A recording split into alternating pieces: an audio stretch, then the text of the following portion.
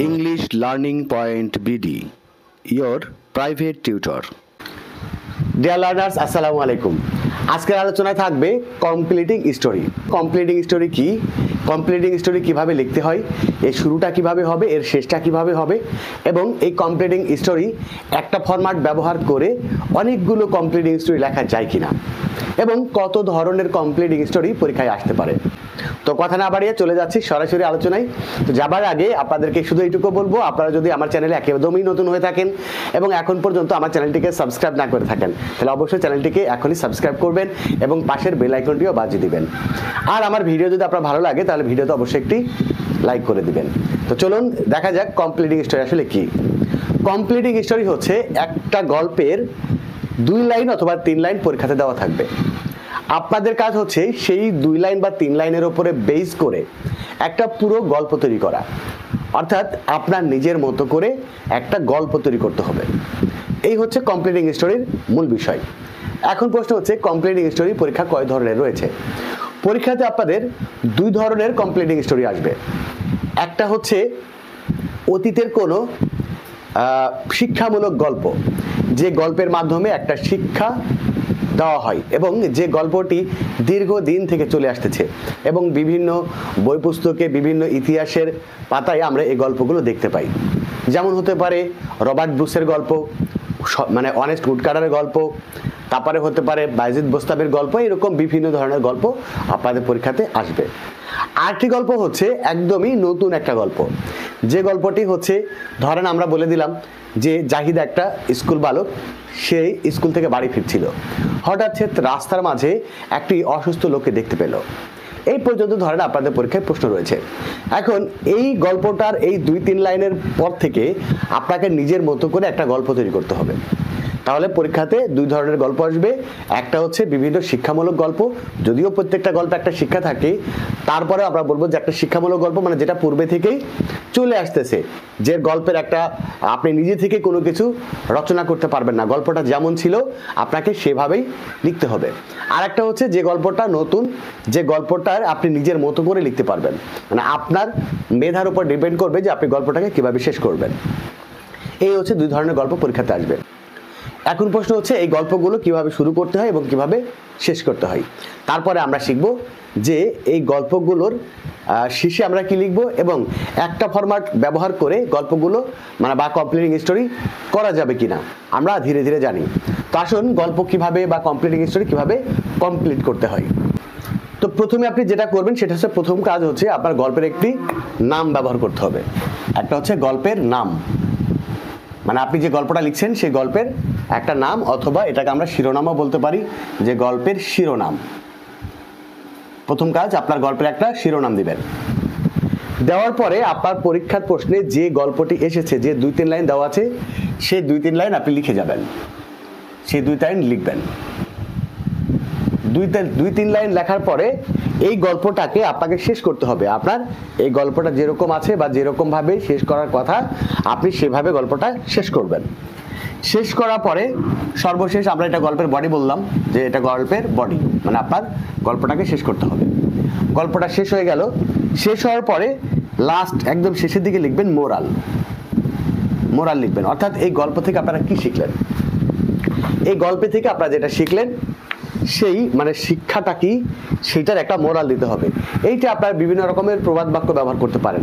যেমন ধরেন কোনো গল্প যদি সময় নিয়ে হয় বা সময়ের মূল্য নিয়ে হয়, তাহলে আপনি বলতে পারেন যে time and tide wait for none. যেমন আপনি বলতে পারেন যে উই ক্যান বা we learn from the story that time and tide wait for none. এই গল্প থেকে আমরা শিখলাম যে সময় এবং নদীর স্রোত কারোর জন্য অপেক্ষা করে না। আবার ধরেন এই গল্পটি সততার উপরে নির্মিত, তাহলে আপনি তখন বলতে পারেন যে we learn from this story that honesty is the best policy. অর্থাৎ আপনি একটা চাইলে প্রবাদ বাক্য ব্যবহার করতে পারবেন, অথবা আপনি নিজে থেকেও একটা সেন্টেন্স দিতে পারবেন, যে সেন্টেন্সটা দ্বারা এই গল্পের মূল যে শিক্ষাটা সেটা প্রকাশ পাবে। ওকে, এখন প্রশ্ন হচ্ছে আপনি গল্পটা কিভাবে লিখবেন এবং কোন গল্পটা কিভাবে লিখতে হবে।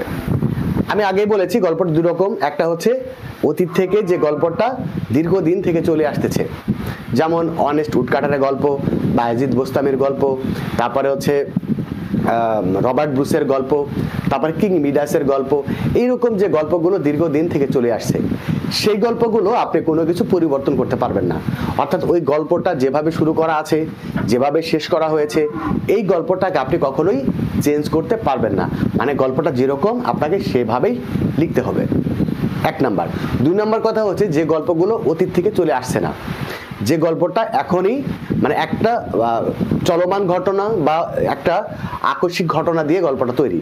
যেমন আগে বলেছিলাম যে ধরেন মিস্টার রহিম একটা স্কুল বালক, সে স্কুল থেকে বাড়ি ফিরছিল, বাড়ি ফেরার পরে সে রাস্তার মধ্যে একজন অসুস্থ লোককে দেখতে পেল। এই পর্যন্ত আপনাদের পরীক্ষাতে দেওয়া আছে। এখন এই গল্পটাকে আপনি নিজের মতো করে লিখতে পারবেন, কারণ এই গল্পটা পূর্বে থেকে প্রচলিত না বা দীর্ঘদিন থেকে এই গল্পটা চলে আসেনি। এই গল্পটা এখনই আসলো এবং এখন একটা নতুন করে আপনাকে গল্প তৈরি করতে হবে। সেক্ষেত্রে আপনি এই বাচ্চাটাকে বা এই অসুস্থ লোকটাকে আপনি হাসপাতালে নিয়ে যেতে পারেন, হাসপাতালে নিয়ে তাকে সুস্থ করে তাকে বাসায় পৌঁছে দিতে পারেন। এছাড়া এভাবে আপনি গল্পটা সাজাতে পারেন। আবার আপনি কিছু লোকজন ডেকে এই অসুস্থ লোককে দেখিয়ে দিলেন এবং তারা এই অসুস্থ লোকটাকে হাসপাতালে নিয়ে গেল এবং চিকিৎসা দিয়ে সুস্থ করলো। অথবা আপনি ওই লোকের কাছে গেলেন, তার নাম জিজ্ঞেস করলেন, তার পরিচয় জিজ্ঞেস করলেন এবং তার পরিবারের লোককে খবর দিলেন। খবর দেওয়ার পরে তারা তাকে নিয়ে আবার চিকিৎসা দিয়ে তাকে সুস্থ করলো। অর্থাৎ এই গল্পটা আপনি ইচ্ছা মতো যে কোনোভাবেই লিখতে পারবেন। তাহলে আমরা কি বুঝলাম? গল্প হচ্ছে 2 রকম। একটা হচ্ছে যে গল্পটা দীর্ঘদিন থেকে প্রচলিত রয়েছে, যে গল্পটা দীর্ঘদিন থেকে চলে আসতেছে, সেই গল্পটা আপনি পরিবর্তন করতে পারবেন না। গল্পটি যেরকমই ছিল সেইভাবেই আপনাকে লিখতে হবে। তবে আপনার ভাষাগত 2-1টা কথা এদিক ওদিক হতে পারে, কিন্তু গল্পের যে মূল শিক্ষা সেইটা আপনি কখনোই পরিবর্তন করতে পারবেন না। আর যে গল্পটি আকস্মিক গল্প, চলমান গল্প, একটা জাস্ট 2-3টা লাইন দিয়ে দেওয়া হলো, আপনাকে একটা নতুন গল্প তৈরি করতে হবে, সেই গল্পটা আপনারা মনের মতো করে করতে পারবেন। এখন আসেন কমপ্লিটিং স্টোরি একটা ফরম্যাট দিয়ে লেখা সম্ভব কিনা। আমাকে অনেকেই ইউটিউবে কমেন্ট করে বলেছেন যে কমপ্লিটিং স্টোরি লেখার একটি শর্টকাট ফরম্যাট ব্যবহার করেন, যে ফরম্যাটটা ব্যবহার করে আমরা যে কোনো কমপ্লিটিং স্টোরি লিখতে পারবো। এখন আসুন একটি ফরম্যাট ব্যবহার করে কমপ্লিটিং স্টোরি লেখা যাবে কিনা। তো এর সঠিক এবং শর্টকাট উত্তর হচ্ছে কখনোই সম্ভব না। আপনি একটি মাত্র ফরম্যাট ব্যবহার করে কমপ্লিটিং স্টোরি লিখতে পারবেন না, কারণ কমপ্লিটিং স্টোরির একটা গল্পের এক রকম শিক্ষা এবং একটা গল্প এক রকম, এবং এই গল্পগুলো আপনি পরিবর্তনও করতে পারবেন না। সেক্ষেত্রে কখনোই একটা ফরম্যাট ব্যবহার করে সমস্ত কমপ্লিটিং স্টোরি বা অনেকগুলো কমপ্লিটিং স্টোরি লেখা সম্ভব নয়। কেউ যদি আপনাকে বলে থাকে যে একটি ফরম্যাট ব্যবহার করে কমপ্লিটিং স্টোরি লেখা যায়, এটা জেনে রাখুন সম্পূর্ণ মিথ্যা কথা, সম্পূর্ণ ভুয়া কথা। আপনি পরীক্ষাতে 0-র বেশি পাবেন না। যদি আপনি একটা ফরম্যাট ব্যবহার করে যে কোনো কমপ্লিটিং স্টোরি লিখতে চান, তাহলে আপনি পরীক্ষাতে 0-র বেশি পাবেন না, কারণ কমপ্লিটিং স্টোরি লেখার কখনোই একটা ফরম্যাট হওয়া সম্ভব নয়। যেটা আপনারা ইতোমধ্যে যে আলোচনাটা আমি করেছি, সেই আলোচনাটা থেকেই আপনারা বুঝতে পেরেছেন। কারণ হচ্ছে কমপ্লিটিং স্টোরি একটি গল্পের এক রকম শিক্ষা, একটি গল্প এক রকম, আর এই গল্পটার শিক্ষা আপনি পরিবর্তন করতে পারবেন না। সেই ক্ষেত্রে কখনোই কমপ্লিটিং স্টোরি একটা ফরম্যাট ব্যবহার করে লেখা সম্ভব নয়। ক্লিয়ার?